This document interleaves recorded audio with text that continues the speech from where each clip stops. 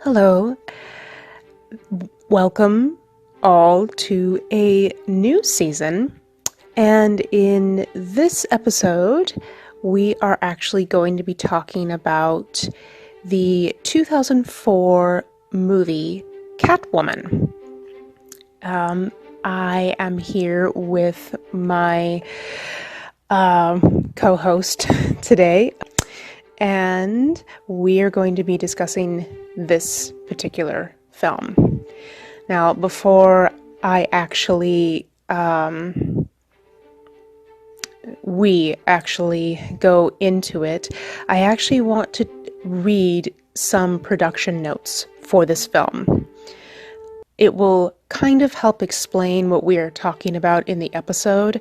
So, without further ado, the development of this film for the 2004 Catwoman film was headed by the Warner Brothers company. So when they developed Batman Forever in June 1993, a Catwoman spin-off film was announced. Michelle Pfeiffer, who had played Catwoman in Batman Returns, was cast to reprise her role from Batman Returns. Tim Burton became attached as director, and producer Denise Di Novi and writer Daniel Waters also returned. In January of 1994, Burton was unsure of his plans to direct Catwoman or an adaptation of The Fall of the House of Usher. On June 16, 1995, Waters turned in his Catwoman script to Warner Brothers, the same day Batman Forever was related. Burton was still being courted to direct at that time.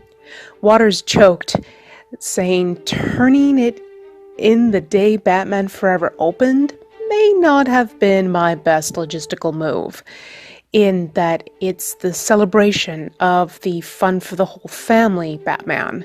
Catwoman is definitely not a fun for the whole family script. In an August 1995 interview, Pfeiffer reiterated her interest in this spin-off, but explained her priorities would be challenged as a mother and commitments to other projects. The film labored in development hell for years, with Ashley Judd in the lead in 2001, but she eventually dropped out, so Nicole Kidman was considered.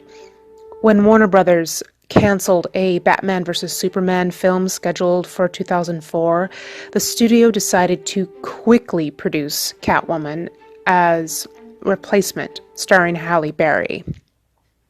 Berry chose to be involved with the film after the cancellation of Jinx, a James Bond spin-off featuring her character Jinx Johnson from Die Another Day in 2002.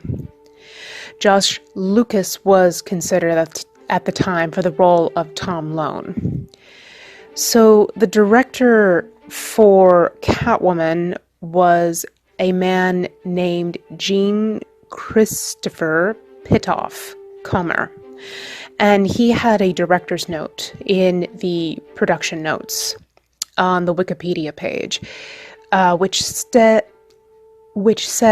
"I checked out to see how Catwoman is treated in the comics, to make sure that our Catwoman was in the same vein. But I didn't want to be too influenced by the comic book, because the whole point of the movie is to be first a movie and to be different. Different from Batman, different from Spider-Man. This movie has its own identity. I tried to find my sources more in the character of Catwoman herself. To me, the Catwoman we're filming now with Halle Berry is in the continuity of the others. She's different, Michelle Pfeiffer's character, different from anybody who's played Catwoman in the past, but she is Catwoman. When you look at the difference between the comic book Catwoman and the TV or movie Catwoman, they're all different. But there's a feeling that they are all Catwoman. Halle brings her own personality through her attitude and through the outfit.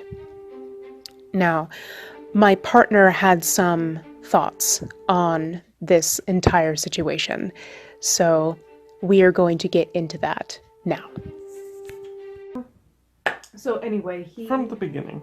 Well, you don't have to. I'm going to, because I made several good points. So the Catwoman movie, they took to sum up, they took inspiration from the DC universe. Right. But they used it as an inspiration, not a source. Right. The source is like, this is what I'm going to do. No, the inspiration is, this is a concept I'd like to kind of follow, but I'm going to make it my own. Mm-hmm. That's what they did. And they did a fantastic fucking job. They introduced it with Egyptian iconography. They followed it up with witch trials in England, with the movement in the United States, and all of the above. They did a great beginning, which Catwoman in the DC universe does not have. She's an anomaly in Gotham. That's it. Also, you mentioned before we actually started the recording that the second you saw that come on the screen, you were like, "This is different. Yes. This is not the Catwoman that I know." Yes. This is not DC's Catwoman. The minute it opened up, I said, "This is not Catwoman." No, I know. This is not DC's Catwoman. What is this? Well, it was, the director. He said he didn't really. It didn't seem like he wanted to make like a comic book film. It seemed like he was making his own thing. So he clearly watched Michelle Pfeiffer doing her thing. Yes. And he had to have watched Eartha Kitt doing her thing. Yes. But he was like, okay, they're all different. But you made that face when I read that, which it was your like cocked to the side face, which tells me you were like, are they really all that different from each other? He took a lot of aspects from them. You were reading a lot while I was making that face. Sorry, I just noticed when you do that, I was like, oh, I've hit a point that you're like, excuse me, director, I have some questions. I have questions about his statement. A lot of the statements that you were reading to me were facts, but there were some of them I'm going, not so sure. But at this point, I don't remember them. But the points I want to make is he did a great job of making this his own. Right. He did his research. He did research definitely into cat lore, and he definitely went a folklore way, that's kind of weird to me though. Like, it almost should be that way because it's DC, and DC has always been like, ooh, we're so dark and gritty, and I'm like, well, dark and gritty, shouldn't you be throwing in more folklore, more witchy aspects to this? Yeah. To get more of that feel? Honestly, I think DC should. Maybe they do, but we're not super comic book fans. We're not, no. But they tend to follow the Greek myths in their... So DC and Marvel have taken their stand. Marvel has gone for the Norse myths, and DC has taken the Greek myths. What else is Greek in DC? Oh god. Aquaman is Poseidon's. Yep, you're right. There it is. Air. And Wonder Woman is Amazons, which are actually in Greek myth. No, they are. I can't quite remember the myth off the top of my head, but they are there. It's Hercules in the Amazon. So that's it. I think it's year one Wonder Woman, which a friend of ours actually had me read.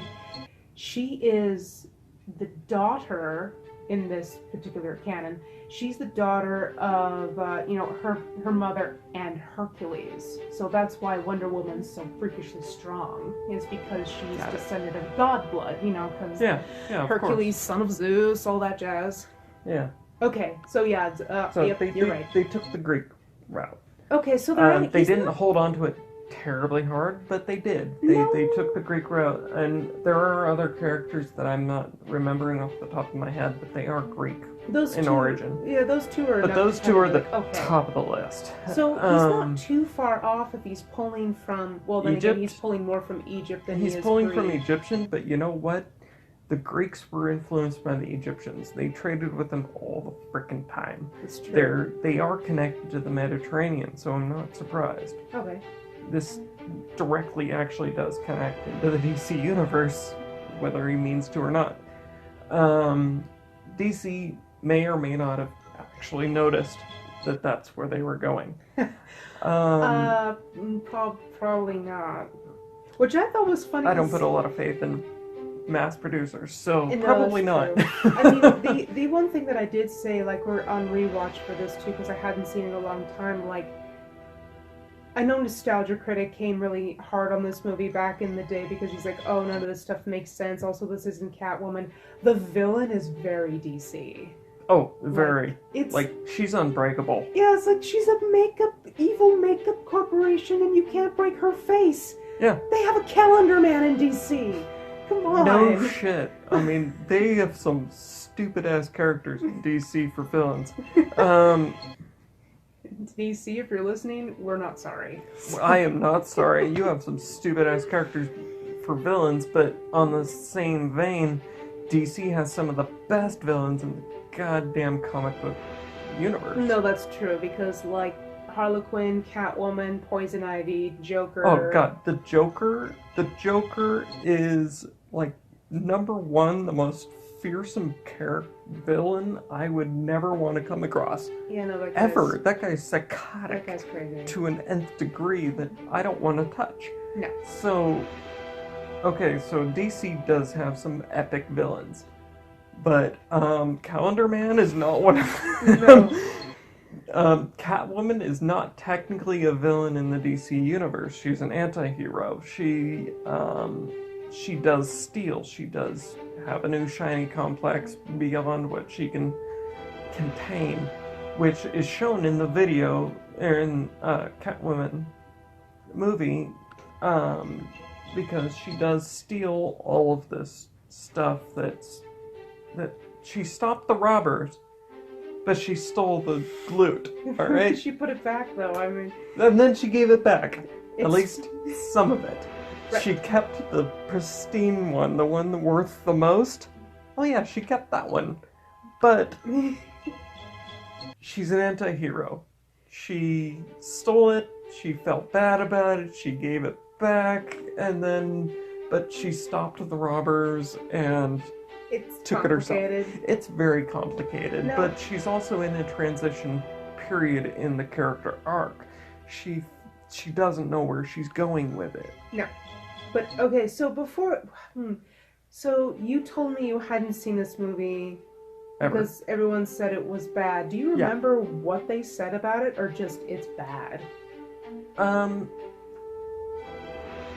Just that it was bad. Like, I could see where they were coming from. Like, the CGI in it was noticeable. Highly noticeable, even on the main character. When I mentioned it, you said that they just gave her skin a shine. I said, no, that's CGI. And it was. She was in CGI. All the CGI in there, they sped it up to make it so that it wasn't as noticeable. But when she was... It looks like a filter on that camera. It might have been a filter, but I don't think so. It just... her face and her outfit, everything didn't look quite right. I don't know. They were doing a lot of that stuff in the early 2000s where They were. like everything was kind of really glowy. Yeah. They just I don't know why. It just didn't make sense for the scene. Oh well. At all. No, but also, they're trying Bad to director choice. Well, then you're going to have to scold a lot of early 2000s directors because a lot of them were making that, let's make everyone, like, super bronzed and, like, really, like, high def look. Yeah, bad director choice. So, throw you all under the bus like Catwoman did the fucking chain. And then drive off. like Catwoman did. True. I'll steal all your front tires. Yeah. Which was a good move. I actually appreciated that. Yeah.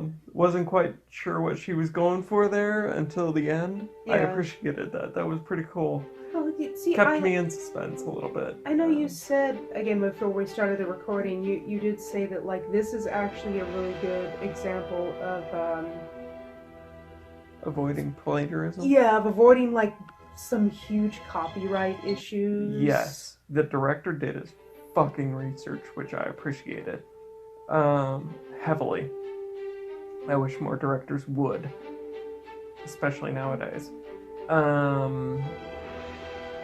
This director took a concept that was created by someone else. Okay, Catwoman. Okay, what creates a Catwoman? Okay, did his research. Okay, Bastet. Worshipped as a god in Egypt. Yeah. Based on a cat. Mm-hmm. Took it. Okay. Followed it through the ages. This was in the intro. Mm-hmm. Created some things, did some Photoshop to enter in cats into shots, which I noticed. Just the Egyptian Mao, because just the Egyptian Mao. That cat, because Egypt. Yeah. That's our through line. That was the through line. Created his own history on it. Right there, you're breaking away from the original concept. True. You're creating something essentially out of nothing. Mm-hmm. You've taken a concept from someone else and expanded and created something else. That is, in the art world, you have to change something at least 80 to 90% to make it yours. Yeah. That's not plagiarism. If you take something directly, now that's plagiarism. That's blatant plagiarism. If you change it slightly, okay, I took the beat. Okay, that's still plagiarism, yo. Yeah. I took the image. Okay, that's still plagiarism. Yeah. There's a lot of plagiarism in our society. If you take that and you change it 90%, now that 90% is a lot. Mm-hmm. That is a lot of changes, but you've still kept the kind of the subject line and ran with it. The Catwoman movie is a perfect example of taking a concept and making it your own and not plagiarizing whatsoever. I mean, the only thing that could probably be argued for that is how she becomes Catwoman, because in the Batman Returns movie, it's actually almost completely similar. She's tossed out of a window, I think. Yes. And she's on the ground, and the cats come and save her. Yep. Our Halle Berry is thrown out of a waste treatment duct. Yep. Into the water, and then she washes up on shore, and the cats come and save her. That's actually almost shot for shot. I mean, almost shot for the concept, the idea. Yes. Is the same.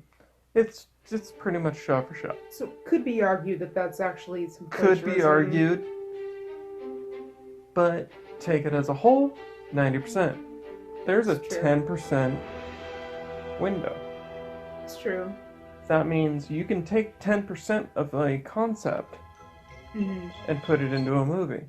That is almost shot for shot, but not quite. So it is more like 50%. She was thrown out a window. She was thrown out of a tube. She landed on the street. She landed in the water. Yeah. She died either way. Yes. She was licked to life by cats. And that was in Batman. Batman and Robin. And Batman Returns. My bad. Sorry, wrong movie. In Catwoman, The cat just stood on her chest And and Breath of meowed. Life. Yeah, The breath of life. Yes. And I was like, okay, back to life. Actually, completely different, but the same in the same way. 90%. Yeah. You can take 10% of something, and it's not plagiarism. I mean, I guess yeah. It can be argued. No, it can't. Yes, Yeah, it can be. but the director understood this, and he took that and ran with it. Well, I think he was also trying to. I mean, because at the time they said that they were like, well, Michelle Pfeiffer was involved in the project, but as soon as Halle Berry came on, the script started to kind of change, and then But maybe that was that. Well, we still want to have like what are the things that make people go, okay, that's definitely Catwoman. I think that's what threw most of the fans because when they when they watched it, they were like, but this isn't Catwoman. Yeah. This is not a cat. And it's like That was my okay. first reaction.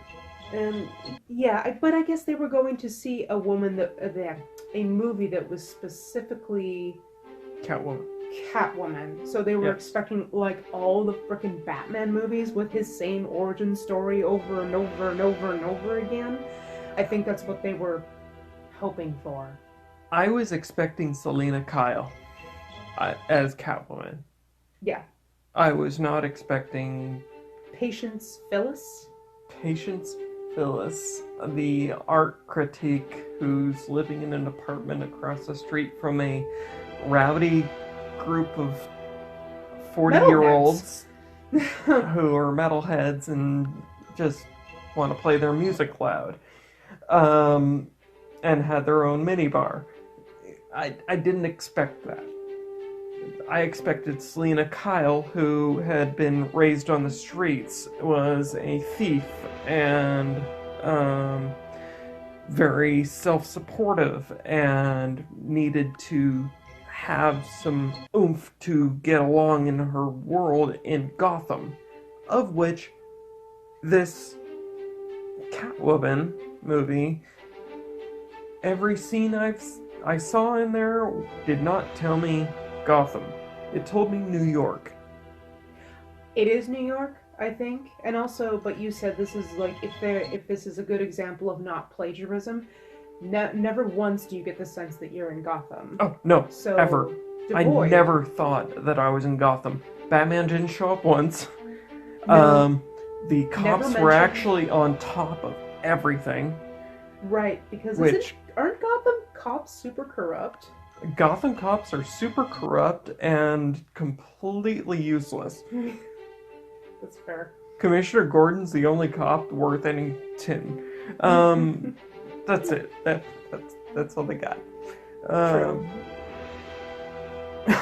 So I guess it's good that they don't have that. Now at the same time, I know we were kind of going, even though this is devoid from obviously Gotham and the DC universe, you could still argue that this is an alternative universe, a Selena Kyle before she ever met Batman, because it is her start. And it's like, who says she didn't have a boyfriend before she met Batman? We don't know. I mean, okay, comic book readers probably do, but if this is an alternative universe, who says she can't be involved with a different man who was a cop before she meets up with Batman? Honestly, yeah, that's a fair statement. I can't argue that. It's a good point. Honestly, what I would take out of this movie, as someone who's seen many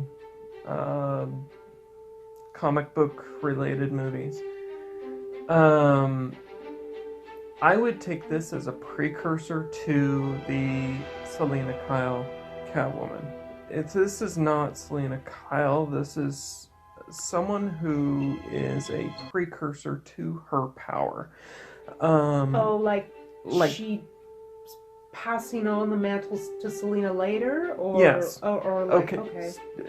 Taking the movie, the old woman, the old cat lady in the house. Yeah, are we sure she didn't used to be a Catwoman? I'm pretty sure she did. Yeah.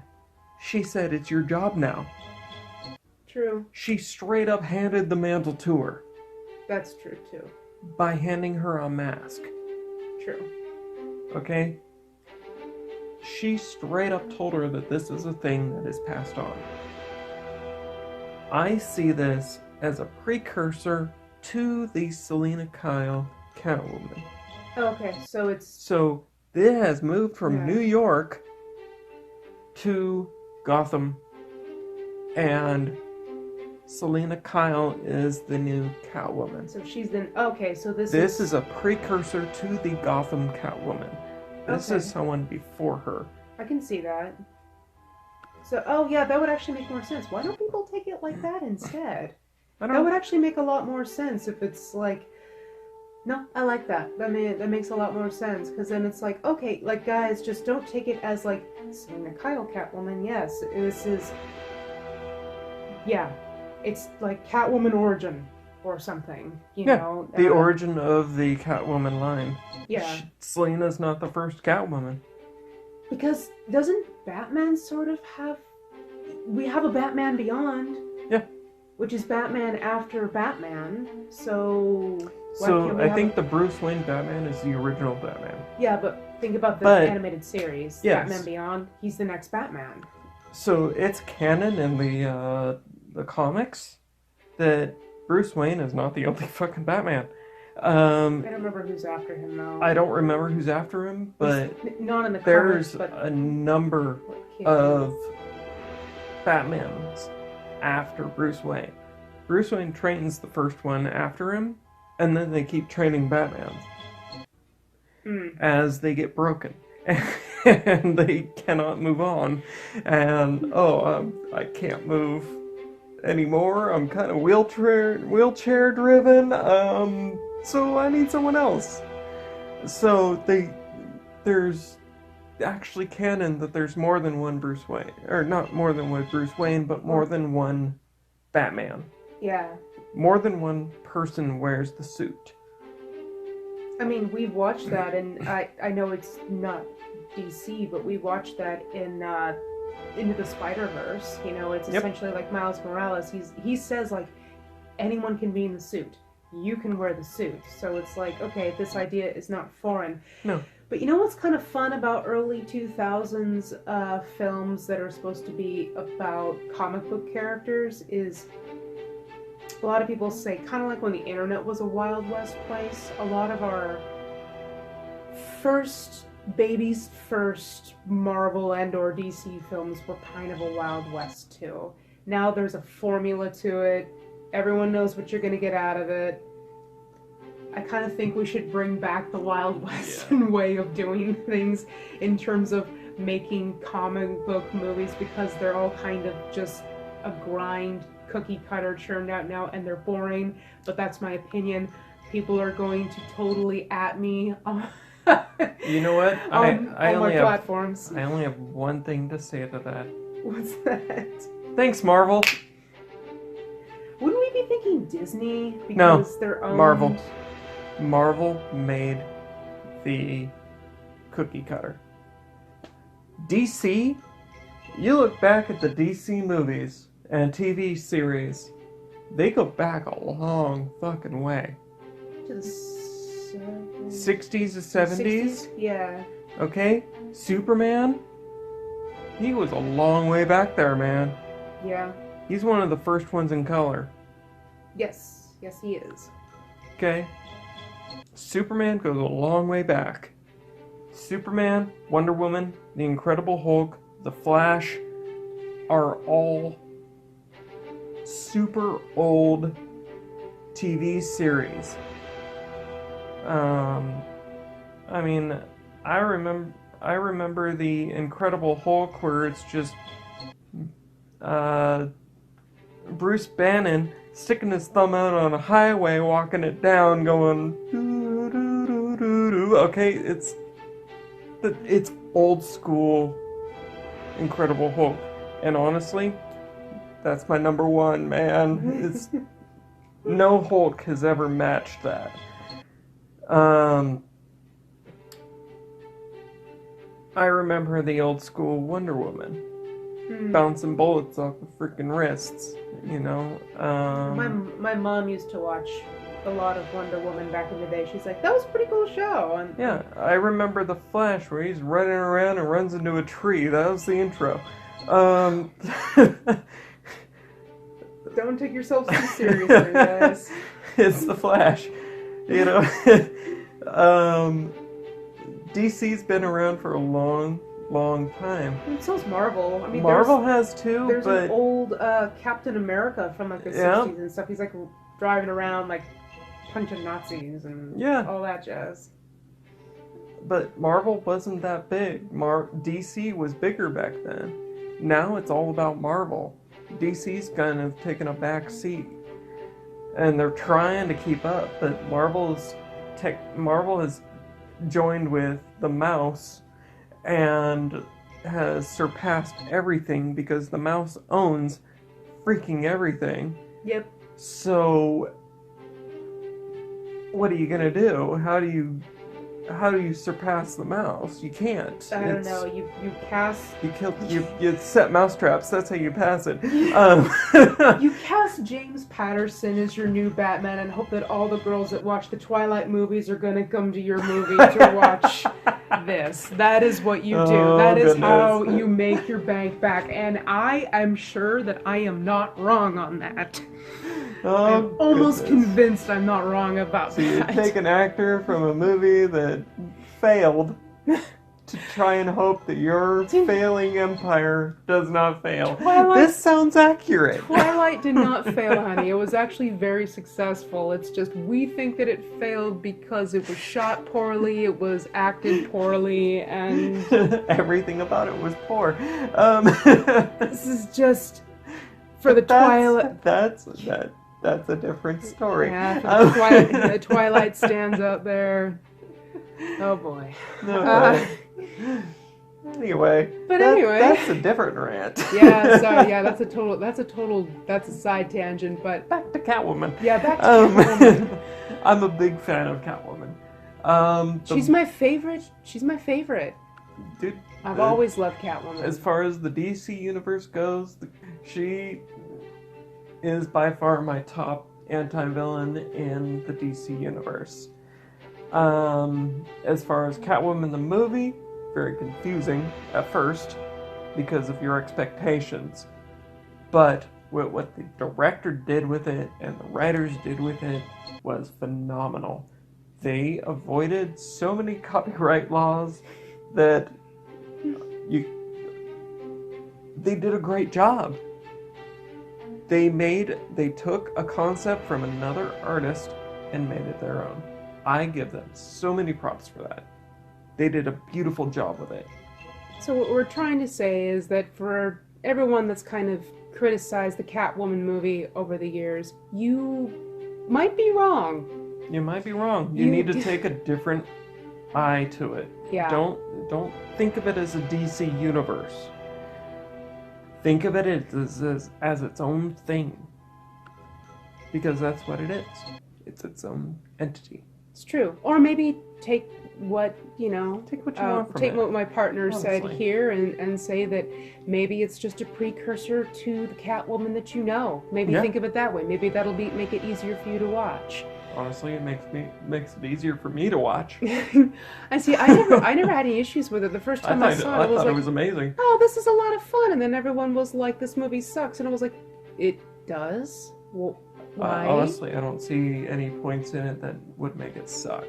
I mean, if I you- thought it was pretty good. The CGI was a little, yeah, but It's the time. it was the times. You know, we didn't have the smooth transition pixels that we got now. You know, you got to take it for what it is. A art film done off the concept of something else and changed 90%. True. That's what it is. And honestly, if you want to make it canon, make it a precursor to the DC canon of Selena Kyle. Yeah, because truthfully, guys, this might, I shouldn't say this, but this might be the only Catwoman film we actually get for a while. I could be wrong about that because everyone's doing this thing now where like, we have to make all these movies about girl power and, you know, women being the most strong. But if they do that, the product I don't think is going to come from as a fun of a place as it did back in the early 2000s when everything was a little silly, a little off the wall. We actually didn't have a lot of good films coming out then. You know, the well was almost dry. To be honest, if they did a remake of Catwoman and it was backed by DC, it would not have the girl power oomph that this movie did. This was a starving artist.